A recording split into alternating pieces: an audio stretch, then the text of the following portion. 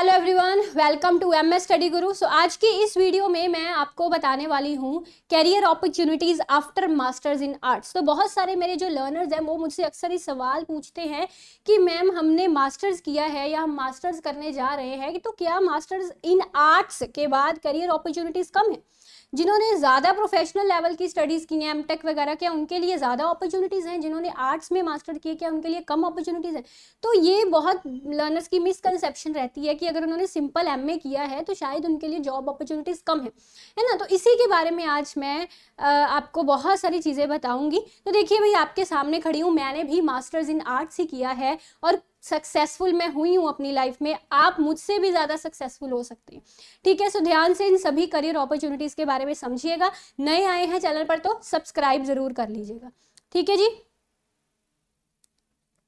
Okay, so let's start. देखिए भाई, सबसे पहले तो जिसने भाई मास्टर्स इन आर्ट्स किया है, अब जिस भी सब्जेक्ट में उसने मास्टर्स किया है, कोई एक स्पेशलाइजेशन तो उसकी होगी ही ना, पर्टिकुलर किसी एक सब्जेक्ट में स्पेशलाइजेशन उसकी होगी। तो सबसे जो बेहतर रास्ता होता है मास्टर इन आर्ट्स के बाद ना, आप यूजीसी नेट का एग्जाम दे सकते हैं, असिस्टेंट प्रोफेसर बन सकते हैं, पीएचडी कर सकते हैं, या फिर आप बीएड भी कर सकते हैं। भाई अब जिन्होंने बीटेक वगैरह किया है उनके लिए थोड़ा यूजीसी नेट की तरफ जो आना ये पॉसिबल नहीं हो सकता, बट जिन्होंने स्पेसिफिकली बीए एमए किया है वो यूजीसी नेट का एग्जाम देके आगे पीएचडी कर सकते हैं, बीएड कर सकते हैं। सारे टीचिंग के फील्ड्स हो गए, टीचिंग एंड रिसर्च के फील्ड्स हो गए, ठीक है, टीचिंग एंड रिसर्च के फील्ड्स। तो वीडियो के ना एंड तक बने रहिएगा भाई, ऐसी ऐसी चीजें आपको आज पोल खोलने वाली हूँ ना इस वीडियो में, पहले पता ही नहीं होगी आपको कि अच्छा एमए के बाद ये अपॉर्चुनिटी भी होती है। ऐसी ऐसी अपॉर्चुनिटीज बताऊंगी, ठीक है। फ्री वाले सेशन में सारे बताने जा रही हूँ। वैसे मैंने ये सोचा था कि प्लस वाले पेड वाले जो बैचेस होते हैं उसमें ये चीजें अपने लर्नर्स को बताऊंगी, बट मैं फ्री में ये सभी चीजें आज आपको बताने जा रही हूँ, इसलिए एंड तक जरूर देखिएगा, ठीक है। देखिए, ये तो हो गई टीचिंग एंड रिसर्च के फील्ड्स जो आप मास्टर्स के बाद ज्वाइन कर सकते हैं, ठीक है। बड़े अच्छे फील्ड्स हैं, हैंडसम सैलरी है, ठीक है, सब कुछ मतलब इनमें अच्छा है, कोई इनमें मुझे नेगेटिव बात नहीं लगती इन ये वाले फील्ड में, है ना। तो इनमें आप अपना करियर एक्सप्लोर कर सकते हैं। दूसरा यहाँ पे आता है कॉर्पोरेट जॉब्स का। अब जो कॉर्पोरेट जॉब्स वाले होते हैं ना, वो स्पेशलाइजेशन, जैसे अगर तो देखिए भाई आपका लैंग्वेज में, अगर तो आपका जैसे स्पेशलाइजेशन है सोशियोलॉजी में या हिंदी में, है ना, फिर तो कॉर्पोरेट जॉब्स नहीं है आपके लिए। फिर आप टीचिंग में जा सकते हैं। इसके अलावा और भी आपको आगे बताऊंगी।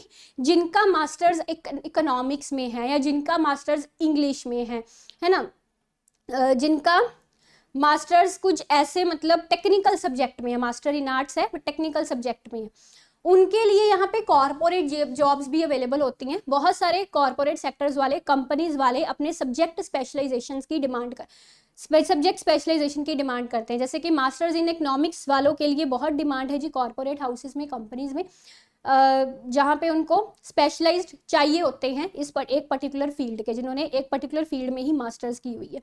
तो वहाँ पर भी आप जो है अपना ट्राई दे सकते हैं, इंटरव्यू वगैरह की उसमें प्रोसेस होती है। अब तीसरी चीज़ है भाई गवर्नमेंट एग्जाम। बिल्कुल, गवर्नमेंट एग्जाम के लिए भी आप मास्टर्स के बाद भी बहुत सारे ऐसे एग्जाम हैं जिनको आप बैचलर्स के बाद देने के लिए एलिजिबल होते हैं या मास्टर्स के बाद देने के लिए एलिजिबल होते हैं। जैसे कि इकोनॉमिक्स वालों के लिए इंडियन इकोनॉमिक सर्विस का एग्जाम होता है, वो आप मास्टर्स के बाद दे सकते हैं, है ना। सो बहुत सारे ऐसे और भी गवर्नमेंट एग्जाम्स हैं जिनके लिए मिनिमम एलिजिबिलिटी बैचलर्स होती है। बेसिकली मास्टर्स तो एक दो एग्जाम्स में ही होती है, ज़्यादातर सभी बहुत सारे एग्जाम्स में मिनिमम एलिजिबिलिटी बैचलर्स होती है ना। तो आप गवर्नमेंट एग्जाम्स के लिए भी अटेम्प्ट कर सकते हैं, तो वो भी रास्ता आपके सामने खुला है। इसके अलावा यहाँ पर एक चीज़ जो मैं आपको बताने जा रही हूँ जो शायद आपको ना पता हो, यहाँ पे एक ऑप्शन लिख रही हूँ, that is MTech in urban planning. अब ये क्या नई बात है, देखिए ध्यान से समझिएगा। मैं थोड़ा सा इस चीज़ के बारे में बताऊंगी, बाकी आप खुद इसके बारे में सर्च करेंगे। एमटेक इन अर्बन प्लानिंग ये मैं क्यों बता रही हूँ, देखिए अगर यहाँ पे 2-3 फील्ड्स होते हैं। अगर आपने मास्टर सोशियोलॉजी में किया हुआ है या आपने मास्टर इकोनॉमिक्स में किया हुआ है, है ना, वो बच्चे एलिजिबल होते हैं एमटेक इन अर्बन प्लानिंग के लिए। तो ये जो एमटेक इन अर्बन प्लानिंग है ना, इसके लिए बहुत लिमिटेड सीट्स होती हैं, ज़्यादा यूनिवर्सिटीज़ भी ये नहीं करवाती। इंडिया की लिमिटेड यूनिवर्सिटीज़ है, 2-3 यूनिवर्सिटीज़ होंगी हार्डली जो ये डिग्री आपको करवाती हैं। लिमिटेड सीट्स होती हैं, और जितने भी बच्चे एमटेक इन अर्बन प्लानिंग करके निकलते हैं मोस्टली उन सबको जॉब्स मिल जाती हैं, अच्छी सैलरी के साथ मोस्टली उनको जॉब्स मिल जाती हैं अगर आप इसमें अच्छा परफॉर्म करते हैं। एंट्रेंस एग्जाम इसमें एक होता है, वो आपको निकालना पड़ता है। ये एक बहुत ही अच्छी लाइन है।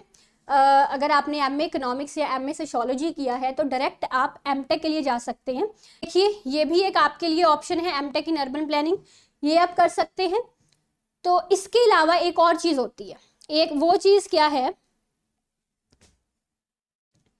आइल्स का एग्ज़ाम। अब आप कहेंगे भाई मैं तो बच्चे बाहर भेज रही हूँ फॉरेन में, यहाँ पे ना कुछ कंट्रीज़ हैं, स्पेसिफिकली कनाडा एक ऐसा कंट्री है, अगर आपके मास्टर्स के बाद आइल्स में बैंड्स अच्छे आते हैं, ठीक है, तो direct PR, direct permanent residency offer करता है आपको कनाडा जैसा कंट्री, जहाँ पे बहुत सारी अपॉर्चुनिटीज़ आप जाकर एक्सप्लोर कर सकते हैं।